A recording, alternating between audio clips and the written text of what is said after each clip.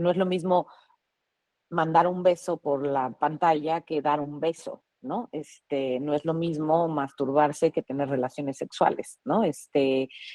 Pero sí hay un nivel de identificación y ese nivel de identificación me parece que es a nivel imaginario, no es una identificación simbólica, ¿no?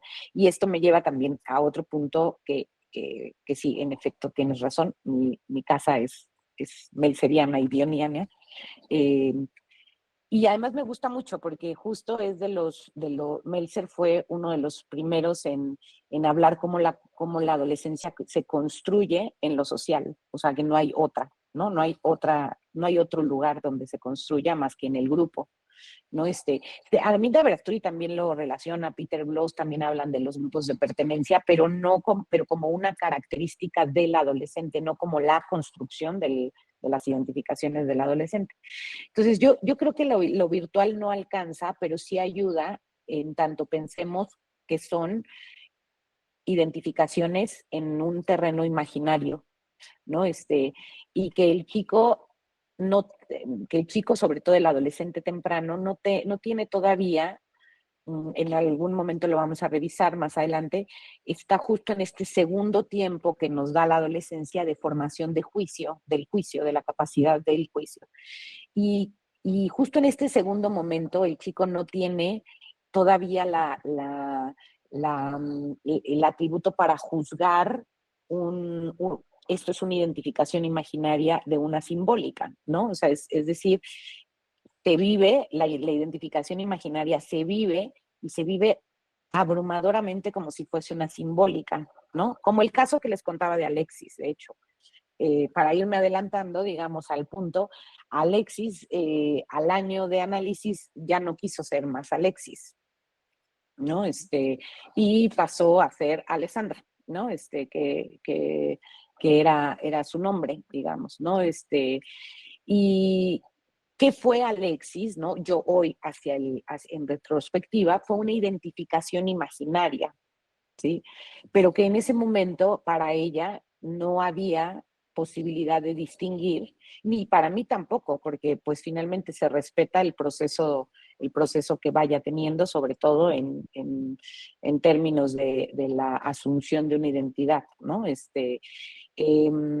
Sexual acá, ¿no? En el caso de una identidad sexual, pero fue una identificación imaginaria que se vivió en su momento, que ella la vivía como 100% de ella, ¿no? Y pasado el tiempo, cuando ella habla de su ser Alexis, incluso hasta un poco vergüenza le da, ¿no?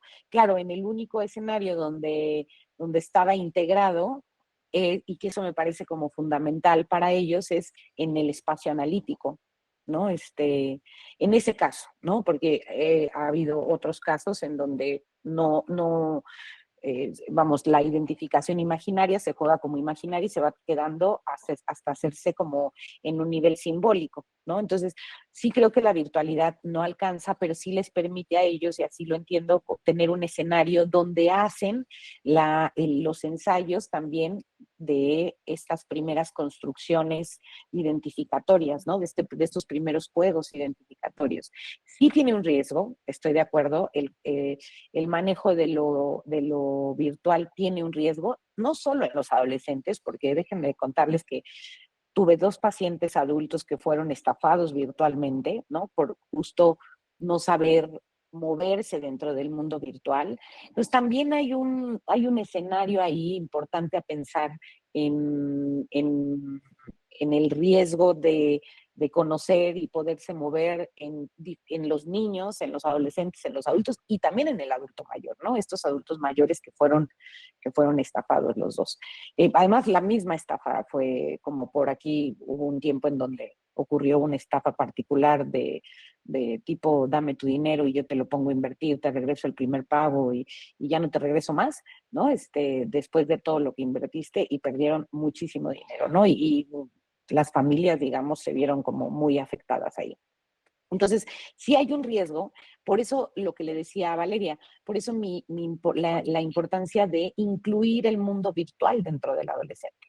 Con Mía, esta chica que vamos a hablar de ella en el surgimiento de la adolescencia, por ejemplo, a ella le cerraron las redes y poco a poco por una situación que le sucedió. Y poco a poco los padres me fueron permitiendo volver a abrir ese escenario, pero fue bien interesante porque lo trabajamos juntas, ¿no? Y entonces era como un ir conociendo cómo ella quería construir el mundo de redes y cómo lo manejaba y sobre todo hacerla pensar mucho en por qué quería decir determinada cosa, por qué quería compartir determinado post, ¿no? Y entonces así abrimos Facebook, así abrimos Instagram, ¿no? Pero era un manejo, pues fue como muy interesante porque pues finalmente con ella fue que integré esta parte de redes dentro del del proceso, dispositivo. Ujú. dentro del dispositivo. Y sí, con lo que dices de los pacientes bueno, los pacientes que de pronto se hacen influencers, ¿no? También tengo un caso muy parecido en donde una chica se deja llevar por un diagnóstico que hace una paciente, bueno, una influencer que está dentro del espectro y termina, pues es que tampoco creo que, bueno, a ver, les cuento cómo estuvo. La influencer le da un diagnóstico a esta chica, un diagnóstico en un en vivo, ¿no? Pues cómo puede ser ese diagnóstico, ¿no? Y ese diagnóstico ella se lo clava más en el alma y entonces empieza a vivir bajo la sombra de ese diagnóstico, un diagnóstico que ni siquiera tendría que ser un diagnóstico, ¿no? O sea, no Claro, debía de operar en ella, pero sí operó, ¿no? Y operó porque justo hay una colocación de pronto de las, del mundo del adolescente, bueno, la necesidad de tener un líder, ¿no? Un objeto ideal a quien seguir y con quien identificarse, ¿no? Pero los alcances que tuvo este simple comentario que me enseñó en el en vivo, híjoles, provocaron un montón de vicisitudes en el devenir de ella, ¿no? Y en sí, en la salud mental, ¿no? ¿Tiene culpa la influencer? Pues no. O sea, el mundo es así. Más bien, creo que lo importante es cómo nos acercamos y cómo nos movemos dentro de ese mundo. Deberían de ser más conscientes de las palabras que utilizan, sobre todo cuando se refieren a la salud mental, sí, definitivamente, ¿no? Pero además justo ella habla mucho de salud mental, porque seguía a esta TikToker un tiempo y hablaba mucho de salud mental. Y realmente yo veía sus TikToks y yo decía, no es tan mal, o sea, no es un mal contenido, no es un contenido para reportar, por ejemplo, pero fue un comentario respondido en un en vivo, ¿no? Y el alcance que tuvo fue terrible, ¿no? Y entró en mi paciente en una depresión durísima que tampoco puedo achacársela totalmente a la TikToker porque sabemos que un fenómeno psicológico nunca es unicausal, ¿no? Siempre hay muchos elementos que lo detonan, ¿no? Y así tenemos que pensarlo, ¿no?